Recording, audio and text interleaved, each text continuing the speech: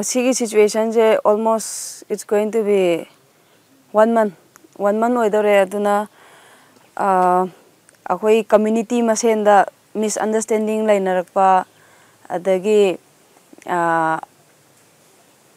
kamai hainis hatred spread tawnaba amagi maramda amana pangai haijanba gumba amagi maramda si tawe du tawe hai pangtha thajanaba gumba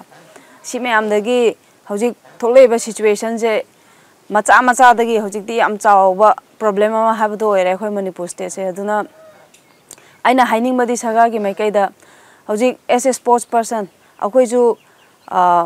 healthy state pame healthy environment gi state pame habdi khana chainaba thoktaba habje tambangam banate thokto leirabani miscommunication habje adu orta ju akhoi ngakpi haiba haibe wakhalon je mi amado oisu leinadana amana amabu ngakpi dana nungsi chanana leiba ngamba state haibdo oihaninge haitare ai khoi sarkar jina yamna athuba matamda akhoi Manipur je haanagi peace nungsi chanana leibdo adumaina leihaningi adagi akhoi leader mayam sing adagi community gi leader mayam sing jisu phaminaraga akhoi state je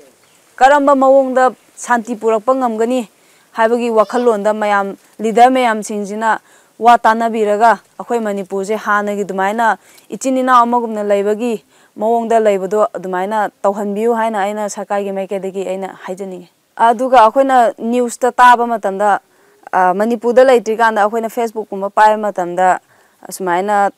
pautai habde Hindu versus Christianity haibe type ta akhoi gi hojik chatliba issue je asmaina negative rom da muk chatkhrebako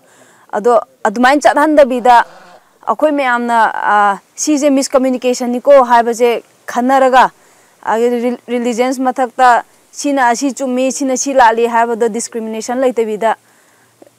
ishwar haibaje ama khaktani aduna ishwar ama khaktani haibagi wakhalonda tongan bo oisnu Hindu oisnu Muslim oisnu Christian oisnu ishwar de ama khaktani aduna akhoi je nungsi chanana leiba haibaje darkar yam tai aduga akhoi Manipur je free drug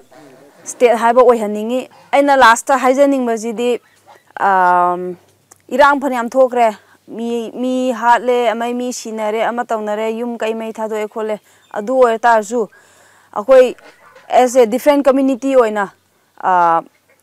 ngakpi ba haiba habdi akhoi chatkhiba thodok mayam do loin kauthoga amana amabu ngakpi ba amana amabu get together oina amuk ka hana Manipur je amatani haibagi wakhalonda thammaga akhoi Manipur je peace ta oina lei minna si akhoi mayam hingmina si na aina aigi maikaidoin haijani